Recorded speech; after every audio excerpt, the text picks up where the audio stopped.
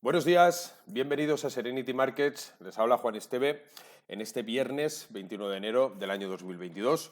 Una sesión en la que venimos de un cierre mayormente negativo en las plazas asiáticas, empujadas por el giro que dio a última hora las cotizaciones de Estados Unidos.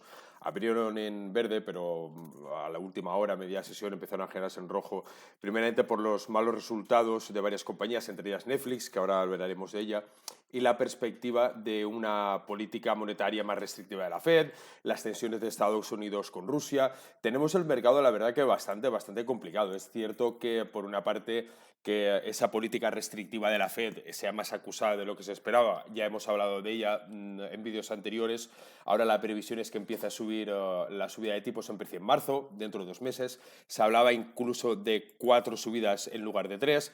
Las tensiones, como digo, de Estados Unidos y Rusia, que la hemos dejado, me llama mucha la atención porque es algo que el mercado está pasando bastante por alto y últimamente esa tensión va en crecimiento y sí que puede ser cierto que si hay un desencadenante por bien una guerra o quizá que empiecen a poner restricciones o algún tipo de esa tensión que desembarque en algo, yo creo que eso el mercado podría tener una tensión importante y si eso lo juntamos, como digo, a la Fed, podríamos juntarlo a la inflación que tenemos, podemos juntarlo a la deuda. Hay bastantes nubarrones por el mercado que en algún momento podrían incidir de una manera negativa general en cuanto a los índices. Pero bueno, en el Shanghai Composite tenemos un cierre de más 0,91. El Shanghai Composite, ahora veremos en los gráficos, si os fijáis, tiene un comportamiento bastante diferenciado de los otros dos índices que tengo aquí, el Hang Seng y el China 50. ¿Por qué el Shanghai Composite? Si nos alejamos un poquito más y nos vamos, por ejemplo, bueno, aquí ya tenemos un gráfico desde el año 2020.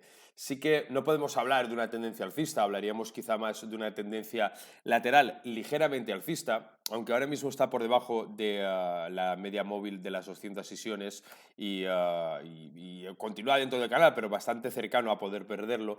Si lo comparamos con el Hang Seng sí que tiene una tendencia bastante clara, una tendencia bajista bastante notable. Y el China 50, lo mismo. Tenemos una comparativa lo podríamos comparar, perdón, con la evolución del Shanghai Composite con una lateralidad bastante visible en los últimos meses. En Estados Unidos, bueno, vamos a Europa primero, nos dejamos Estados Unidos para el final. En Europa tenemos también una apertura mixta en el Eurostoxx 50, pero sin embargo, si nos vamos al CAC 40, tenemos una caída del 1,10%, en el IBEX 35 tenemos un 0,87% y si analizamos en el DAX tenemos menos 1,32%, tenemos caídas bastante importantes, como digo, también arrastrados por esos datos que conocimos en Estados Unidos, por esa incertidumbre en cuanto a la política monetaria, por las tensiones de Estados Unidos. Al final es un cómputo de varias circunstancias. Sí que es cierto que, así como en el K40 he comentado en varias ocasiones que quizás el índice que mejor se está comportando, la franja a vigilar, creo yo, que sería esa misma media móvil de 200 sesiones. Está muy cerca de cumplirla. No sé si al final funcionará como indicativo, no como indicativo, pero quizá como un punto de referencia claro sí que podríamos tener, porque ahora mismo no tenemos técnicamente, sí que tendríamos aquí una línea de referencia también en los 7060, yo me quedaría en los 7000 por el número redondo,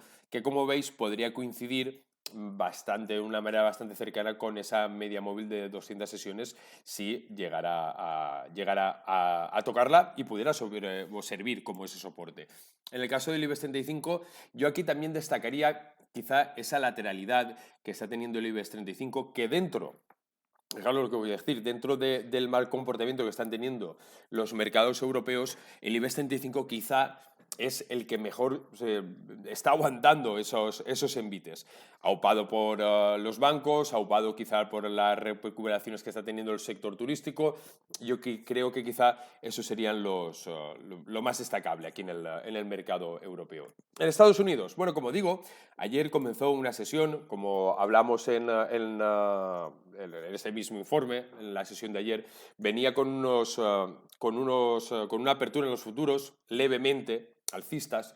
Comentamos también que las diferentes las diferentes noticias macro que íbamos a tener serían lo bastante importantes como para que el mercado moviera y efectivamente ahí lo vimos con los datos del desempleo, con diferentes datos que conocimos ayer. Entonces, como digo, comenzó con una sesión en verde, luego se fue girando hacia el rojo debido a los malos resultados, entre ellas Netflix, que por cierto Netflix, mirad, os voy a mostrar la noticia que la tengo aquí en Twitter, en las noticias que cuelgo todas las mañanas. Esta mañana Netflix ahora está cayendo un 20%, por cierto. Netflix espera solo 2,5 millones de suscriptores este trimestre, una cifra que no alcanza las estimaciones de Wall Street y marcaría el comienzo más lento de un año nuevo para la compañía en al menos una década. Las acciones cayeron hasta un 20% después del cierre. Ahora la preapertura estará exactamente igual, muy cercanas al 20%, un 19,40 creo que estaban hace un momentito de la grabación.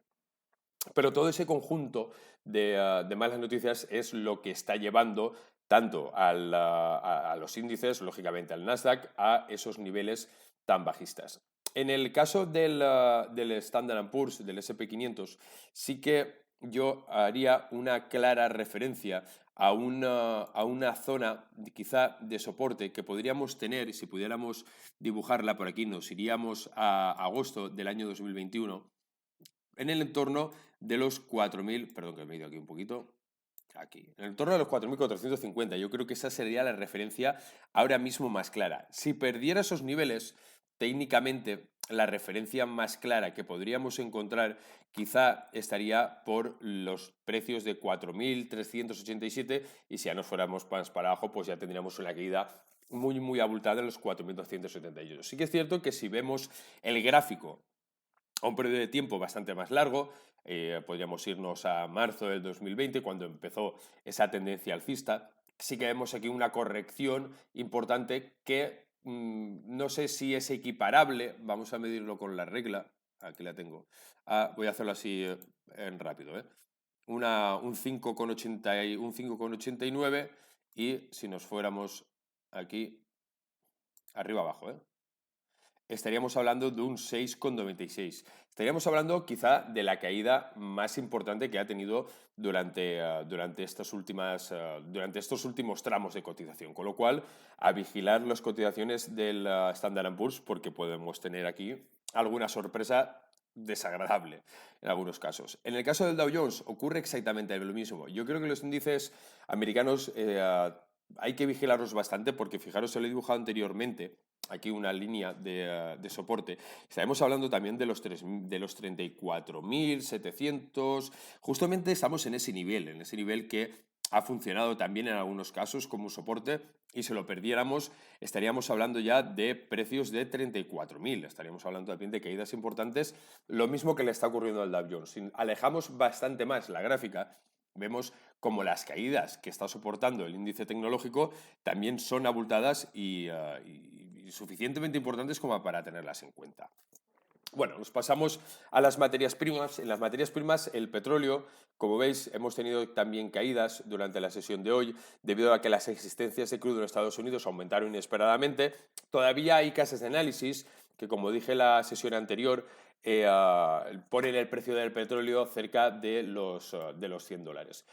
Criptomonedas, bueno, pues continuamos con esa tendencia bajista que ya habíamos comentado, hablábamos de quizá una lateralidad, pero esa lateralidad no aparece por ninguna parte. Un 7,44 en el Bitcoin en las últimas 24 horas, el Ethereum un 8,60, caídas importantes semanales de un 11,12 para el Ethereum y un 7,58 para el Bitcoin.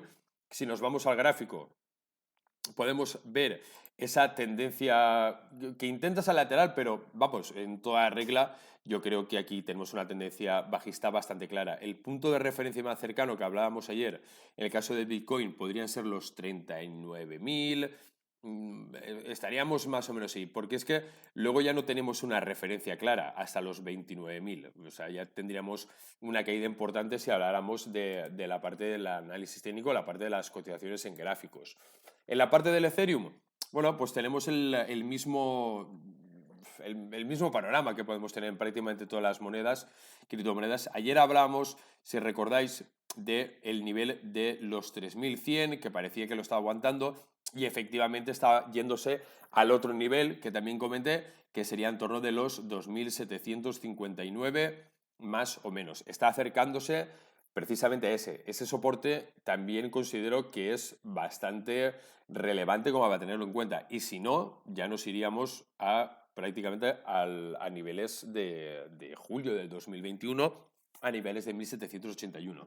Al final, si veis todo lo que he comentado en prácticamente todos los vídeos últimamente, estamos perdiendo soportes tras soportes tras soportes en muchas de las cotizaciones. Tenemos un artículo aquí está, en Serenity Markets, que es interesante porque esto nos pone la alerta, es el December Low. Básicamente, lo que dice, esta primera frase lo resume muy bien, es que estadísticamente está demostrado que los años en que durante el primer trimestre del año, no se pierde el mínimo de diciembre, son años fuertes. Bueno, pues por ahora llevamos el camino de que no sea un año fuerte, sino todo lo contrario. Echadle un vistacito en profundidad si queréis a este artículo, que es un artículo muy interesante, escrito por José Luis, lo he escrito esta mañana. Dale un vistacito porque yo creo que por lo menos como síntoma de indicador de alerta, de tener que estar pendiente, yo creo que es interesante por lo menos tenerlo en cuenta. Nada, eso es todo por hoy. Pasad buena sesión, pasad buen fin de semana. Hoy me he alargado bastante más de lo normal, pero creo que era interesante pues, puntualizar algunas cosas y centrarnos un poquito más en ellas. Lo dicho, pasad buen fin de semana, nos vemos el lunes. Saludos.